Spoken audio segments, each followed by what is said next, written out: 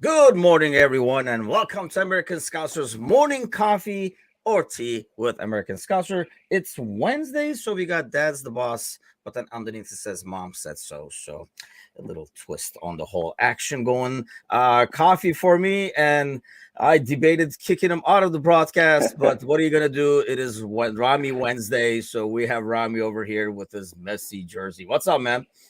Good morning. How's it going? Just It happy was to be going good till here. I saw you wearing that jersey. I'm sorry, I didn't mean to ruin your morning like that, but Yeah, I'm gonna definitely need like extra cups this morning. But okay, so couple of things to get to. First off, I mean, we talked last week.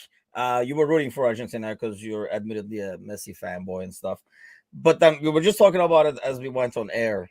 Could there be a douchier winner? And as you see more of the parade, it's almost like they're kind of like upping their game. They're like, "You thought that was douchey? Check this out!" Like stuff like that. I mean, as you watch, and obviously, I'm assuming like enjoy the win. It's a player like you enjoy watching and stuff like that. Does it kind of make you feel like, do you cringe as well, or is it just outsiders like me or haters like me cringing? I don't cringe personally because, like you said, it's just been so long in the making watching Messi win this. But that being said, I do understand why it rubs people the wrong way. Like you said, it kind of like leaves a bad taste in your mouth. Just watching them behave that way as champions. But I just think that's like their personality. And to be honest, I think they wouldn't have won the World Cup if they didn't have that little bit of shithousery in them. I think that's kind of like what helped them just get over the edge. And who knows? Maybe like if they played with a bit more class, I guess you could call it, they might not be the same team that they are. So, so who knows? Yeah, it's like I was telling you, like the whole World Cup, now, like when you look at it, the whole analogy feels like you go to a restaurant where you know it's just nasty and the food is gonna be greasy. This whole Qatar World Cup was like that, right? Like you just like, ugh, but man, it's so good though. And then you eat, and as you're eating, it's really good. And then you get to the end and you're like, I this was such a big mistake. And then it's kind of like sits bad in your stomach. You're like, this is gonna be a rough day tomorrow, kind of deal. That's how I felt after that final with the World Cup and like how they went about like celebrating it. And yeah, I mean, it's good for them. Like I say, as I enjoyed watching more like Morocco go back home and stuff like that than watching Argentina go home, people falling off bridges and stuff. I mean, I can see the craziness because I can only imagine. God knows what would happen if Turkey won. I mean, it went nuts where I kind of enjoy Morocco thing because I think it was the same thing when like Turkey went up there. When a team that's not expected to perform as well, it's almost like a bit more appreciated. That's what I like. I because Alan is with us as always. Good morning, Alan. It's you also see like the news about like the racist abuse for some of the players and stuff like that. I mean, like Morocco players would probably get shit if they didn't. I mean, Argentina players would probably get shit if they didn't win. But with Morocco, they were just happy that they were being represented out there, and they were gonna get a good treatment, win or lose. So I guess I enjoy those more. But that's the old guy in me talking. So let's get to some of the headlines over here. Now that we got freaking Messi out of the way. So are you gonna retire that jersey afterwards? At least this is hopefully the last Um, you on air or what? yeah, no, I just had to hit you over the head with it a little bit since since it's still fresh. Damn But it. yeah. Yeah, Wednesday's hump day just got trickier. Okay, couple of headlines. Richarlison is set for MRI on the hamstring injury. So a moment of silence for him. Just kidding. Couldn't happen to a nicer guy. So he's gonna be out for a while. But the other one, the Ivan Tony news. What's your take on that? I mean, he they found 30 more breaches of the betting rules. It's almost like they were like, "What are these betting slips? There's another 30 over here and stuff like that." And it sounds like there's just way too much. And it sucks because he was kind of like the peak of his form. We even talked, I think, on like in the morning show over here, how when he scored afterwards, when Southgate kind of like did not take him and stuff like that. We were kind of like happy for him. We felt he deserved it. And now this comes. I don't know where I stand on this one. Part of me feels bad, and part of me says you get what's coming your way. Right. And honestly, it's just kind of a tough one because we don't even know what he was betting on. I'm not sure if he was betting on his own games or where those charges come from. Uh, but yeah, it was so interesting. I think it was the last game before the World Cup where they played Man City and he scored a brace. Um, And then just like everybody's like you said, why is he on the plane to Qatar? Why is he going to England? And then literally hours later, the news breaks that he has all these gambling charges. So yeah, it's kind of a tough situation. I mean, uh, you see it sometimes here in American sports, and I feel like in American sports, it's more of like a crime. I feel like Pete Rose in the Hall of Fame, that whole thing. So I don't know if that's a cultural difference, but yeah, it was just crazy to me to hear. It was just like very random, not something I expected, and to be honest, from a player that I really enjoy watching. So I'm not sure what's going to happen with him in the future, but it'd be a shame if his career gets derailed by something like this. I mean, you would think you probably will not see him for a while, right? At least a Right. year, you would think, knowing what Sturridge got, which it didn't matter for Sturridge. He was on the way out, and they were like, "You can't play anymore." They're like, "Nobody's playing me anyway," and then he just left, so it didn't matter for him. But I mean, for Tony, I mean, he could probably have gotten like a good contract to go to another like a bigger club and stuff like that. He was on that route. And yeah, I totally forgot about that. That's a good point because this did come out right afterwards. The national teams got selected while people were bashing Southgate's, and then this comes out and Southgate is in the corner saying like apology accepted because that was probably one of the bigger reasons that they were like, hey, I can't tell you why, but you probably don't want to call like Ivan over there kind of a deal. But yeah, it's kind of like a semi-sad. So where do you stand on that? Do you care if a player bets on a game that he's not involved in? Is that to you? Is that morally wrong? Should there be a rule for that? I personally don't care. I don't think just because you became a player that you have to give up certain rights. You know what I mean? Or I don't know what the word is for not necessarily rights, but um, yeah, they're still a citizen like all the rest of us. So if it's not really affecting their games, I don't see what's an issue. Like tons of players play fantasy Premier League and do stuff like that. I don't see what the difference between that and maybe putting a money on Aston Villa, Manchester City or something. You know what I mean? Like that game has nothing to do with you. I could see where the line gets blurred 'cause it's like, oh, you might know people on those teams or you might like have former ties or whatever. So I could see where the line gets a little blurry, but me personally, like they're humans at the end of the day. I don't really see the issue with it. I think that yeah, that's where it becomes tricky because these guys all know each other and stuff like that. I mean, you see them after the games interact and all that. So if it is, yeah, if he's betting on a game, is he just betting because the way I'm betting, which is pretty much like throwing a dart, or or you think like you're like, oh, stuff, and but you really don't. And or is it, yeah, does he know like the goalie says, dude, there's no freaking way I'm gonna play tomorrow. You should see the size of my ankle. And then he's like, oh, he's not going to play tomorrow, so he can bet accordingly, all that kind of stuff. So I think that's where it gets blurry. So I'm okay, I guess, with the rules because of that. Otherwise, if it was just random, like if it was betting on an NBA game, knock yourself out. But if he's getting in a sport where he knows a lot of people, he can have a lot of inside information. I guess that makes it tricky. And at the same time, I mean, I don't hate to be one of those guys that like you make all this money kind of a thing, but yeah, I mean, you make all this money and it's a contract, and any job you have when you sign a contract, there are certain things you cannot do. Whether it's like dealing with like a competitor or working for a competitor at the same time or whatever, even if you have like a regular basic job, there are certain rules you got to follow. So, and this is the career you chose, and you are being compensated pretty darn good for it. Stick with the rules, what you have. I mean, do you think it's just like the excitement, or is it just like an addiction that he can't help, or what is it? Yeah, that's a good point. I think it could be an addiction. Just the fact that it was that many charges, it just seems like kind of like a problematic thing. And that's a good point. I hadn't even thought of it. It's like if it's against your team policy, then you kind of deserve to, or even against FA policy, then you kind of deserve the punishment that you get. And that's a different conversation of whether it should be a part of policy or not. But if it is, then yeah, you kind of deserve that punishment, even though like it could be an addiction. He probably needs the help. You know what I mean? Just like assistance, but rules are rules at the end of the day.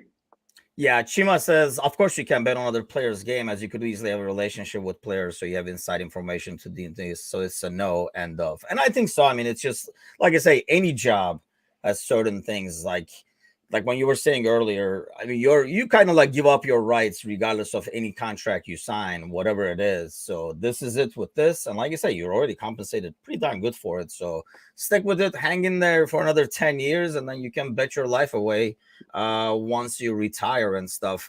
And I guess, I mean, the fantasy thing, that was a good point. I just, maybe there is not as much financial writing that. I mean, they're like all in this league that's I struggle in, and Gali and Matush give you tips on that I refuse to listen to, so I struggle further. But yeah, I mean, I agree with Shima. I think it's one of those deals where, follow the freaking rules. A couple of other headlines. Let's get to.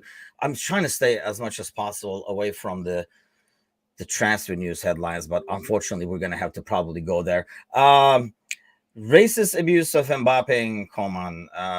Are we even shocked that these assholes just wait for these moments at this point? And it's can you like it was like, oh, some fans take it to the extreme. Some fans don't take it to the extreme. It's just racist assholes take it to the extreme, because I haven't seen a lot of stuff on Kane where the ball has not even landed yet, but somehow when there's race involved, these assholes fandom kind of gets out of control a lot easier, to me at least. Yeah, it's so disappointing. I think it was Mesut Ozil had the quote that's like, "I'm German when we win, but I'm an immigrant when we lose." And you really see it. You really see it, like you said, there was this World Cup. I'm not sure what Mbappe could have done more. I'm not sure why he's being racially abused, if I'm being honest. But I don't think anybody deserves it based on performance or otherwise. But still, like, I don't know what much more they could have done. And it just like it's just disappointing that it's like we have to have this conversation after every game involving black players, whether it's England or France or Senegal or whoever. It's tiring at this point, and it's just like that's the nature of the beast with the internet. You're gonna have trolls, you're gonna have racists, you're gonna have just terrible people because they have access. They can hide behind a keyboard, but it doesn't make it any less wrong. And like I said, it's just a tiring conversation that we have to keep having this. I don't know if FIFA or UEFA or whoever can really do anything. It's just more of a fact that's like, I just think it's just an indictment more of our society that this is such a prevalent issue. Yeah, I think so. It's just I understand that. It just like makes it still so hard to like see this shit. It's just like God, man. And then people who try to make it uh, like no, oh, it's not race. Well, it's very clearly race because, like I say, like the players' target are always the same. Go figure that, right? Um, yeah, Gally says he clearly has a problem with this, and by all accounts, he's a good guy. Says for Tony. I mean, yeah, and that's the thing. I mean, I don't even know though. Like they're talking about investigating for like 7, 8 months. I know they added another 30. I don't know how many there were before. I don't know if there's a problem. Like, does somebody come in and look at my FanDuel account and say, "Well, this Turkish bastard has a problem too"? Maybe they are. But and here's another thing. Like, we don't know. I'm sure Ivan is betting a lot more than I am, so he's losing or winning probably a lot more than I am. But yeah, it's kind of like a sad ordeal because he was almost like in peak form, and you could see like the career kind of like taking off, and this is gonna put it down. But at the same time, it's consequences of your own actions, so you got to know better to uh do better. So there were actually games yesterday, would you believe it? The cup action has started. Pretty much for the most part, like the favorites won yesterday. I would say Leicester City won away, Newcastle beat Bournemouth, which I don't think that's a surprise, but Southampton wins at home and Wolves win at home. I guess in some ways the favorites won, but if you were like an underdog, this is probably a chance you have where you're playing against a team that's almost playing it like a preseason, so you might be able to squeeze a win, which didn't happen. How much weight do you put on Thursday's game? Like, how important is it to you to advance in the cup, to win Thursday's game, and all that stuff? The cup, I guess, as a whole. Um, I mean, I don't know. I wouldn't say it's crucial. Well, first of all, let me say this: it's kind of nice to be back to Liverpool after the World Cup. Kind of feels like getting back from vacation and getting back into your like normal routine a little bit. But but yeah, no, I don't think it's crucial. But I think it'd be a great win if we can pull it off. I think if we win on Thursday, we're probably the favorites to win the whole tournament. And so that's kind of like why I'm like really excited for that game. It's the first game back, and I think we'll play with a lot of intensity because we haven't played for a month. But if we lose, it's not the end of the world. If anything, it might be better, less fixture congestion down the line and stuff. So I'm kind of going in feeling like we're playing with house money. If we win, great. If we lose, it's not the end of the world, and we move on and try to go for that top four. But like I said, it would be great if we win, and it could be another opportunity at defending that silverware. Yeah, I think we're on the same boat over there. I'm kind of like taking it like that too. It's almost like we're talking about on the Monday podcast too. It's almost like the Community Shield, share the shield, whatever the hell you want to call it. It's like if you win it, it's great, and you'll be able to brag. If you lose, you're like whatever, and then you kind of like move on. But especially the situation we're in, so we're gonna get to that now. Sadly, we're gonna have to get to the transfer stuff because obviously with the situation we have and the lack of depth, especially in midfield, it is probably if you're going to eliminate one thing from your schedule, if you're going to cancel one meeting, the EFL Cup is probably a good one to cancel. By the way, I was reading Milner is talking about like young players, and one of the players is Bobby Clark, but I did not know this. One of the things he says, if we started the segments where you said Milner is so old that Milner came into a game as a sub with Bobby Clark's dad. And Wow. now he comes in as a sub this last game with his son. So Milner is that old. He's like, how old is he? Yeah, he's that old. So all these Wow. rumors you see with Bellingham, Enzo Fernandez, who yeah, like watching him there, I was like, like as you watch him. But maybe when we take him, let's face it, when Jota goes to Portugal, he kind of blends in with the Portuguese attitudes overall too. So hopefully, when he comes to Liverpool, we see a different dude. But where do you sit on this stuff? What do you see happening? I guess more importantly, what would you like to see happen in terms of all the transfer rumors that are coming up, not pictured here in the headlines? I probably could scroll down more, but Amrabat is probably another name that constantly gets thrown around.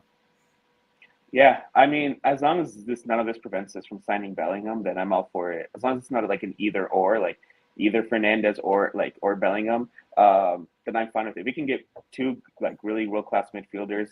Like if let's just say it is Bellingham and Fernandez, then that's our midfield set for almost nearly the next decade. You know, he won FIFA Young Player of the Year, and you know, like you said, he's kind of part of that Argentina shithousery. But I don't think he'll do that when he's when he's under Jurgen Klopp. My only thing is, you know, when it comes down to money, Liverpool's not the club that is going to be the ones to spend 200 million in a summer. So now if they do sign Fernandez and Bellingham, that'd be a really large break from what's been, I guess you call tradition the past 10 years of them penny pinching. So I mean, our midfield needs a revamp, and this has been a few summers in the making. And like I said, as long as it doesn't affect the Bellingham signing, I'm all for bringing anybody else in. I think whether that's Fernandez or Amrabat, I think Amrabat is less likely. I think he's more of a. The more I read about it, it feels kind of like agent talk. I think they're just trying to use Liverpool's name to drum up some interest. That's kind of what it feels like. But yeah, I honestly, I think I'd take anybody in January, and then hopefully in the summer we can get Bellingham and win one more, whether that's Fernandez or somebody else. The Enzo's price thing seems like way out of whack for me, and I always worry about players who do really well in the World Cup because you might not hear from them again. And we've seen a lot of players sign ridiculous contracts based on, let's face it, like a couple of weeks performance. It's like a mini tournament performance. And I'm sure, like they're not like, who is this Enzo guy? Google him. I'm sure they were like following him and they have like, track record of him, but it seems like the price tag is way too high for Enzo. I mean, you look at the price tag for Bellingham and like his past experience and work and what he brings compared to Enzo seems a little disproportionate. You're an Argentina fan, clearly, so you probably seen Enzo more than the rest of us. Worth the money? I think it's hard to say, but I mean, I was actually wanted Liverpool to sign him from River Plate last season because he was tearing it up over there, and I thought it'd be kind of like a Julian Alvarez type signing, like how City did, sign him directly from River Plate. I just kind of like wish we took more risks that way instead of waiting for them to come to Europe first, prove themselves, and then sign them. So for me, this has kind of been like, okay, yeah, he proved himself instead of it being like, oh, like he just kind of came onto the scene. I feel like for me, this World Cup was him showing that he can play at that top level. Whether he's worth that price, I don't think anybody's worth 100 million, no matter who. So it's kind of Bellingham? hard to say, but uh, I mean, it's all contextual. I think, yeah, in this today's day and age, Bellingham is worth 100 million. But I'm saying no human being should be worth $100 million to kick a ball around. That's more my point. uh, But yeah, I think Dude, in they're today's giving day the and age, freaking the key to the city to Mbappe. Leave alone 100 million. They're like, what seriously. suburb do you want? Here, take it. So if you play well enough, I guess the price skyrockets. I mean, you got to figure Bellingham is going to be anywhere from 100 to Oh 150. yeah. I know what you're saying, but Mhm. that's also just says you're getting old as well, Rami. Welcome to the club, buddy. Right. Um, so the FSG rumor that came out, and I don't know how this all affects it because it's not going to happen for a while anyway. But is that what they're trying to raise funds for? And they're like bailing. They're like, we made our money here. Let's go make some money there in NBA, where it's really like you just like sitting and raking the cash because you don't even have to be necessarily competitive and stuff like that. But LeBron, which he strongly hinted, like I think they were there for like a preseason tournament or something like that, about getting like a new franchise in Vegas, who probably will get a new NBA team eventually, because obviously the hockey team is doing well as well. Do you think that all this talk and all that stuff affects what we're gonna spend in January and summer? And if it does, I'm assuming it does, but does it affected in a positive way or a negative way? Like, do they spend more because it increases the value? I mean, you just add it on. It's like kind of when Mhm. you buy a house, you just flush it into the mortgage anyway. So you do some shit that you're like, yeah, just work it into the mortgage. Is that what they're doing? Right. And to be honest, this might sound cynical, but I'm not sure they could spend less, you know. They haven't been, that great of spenders.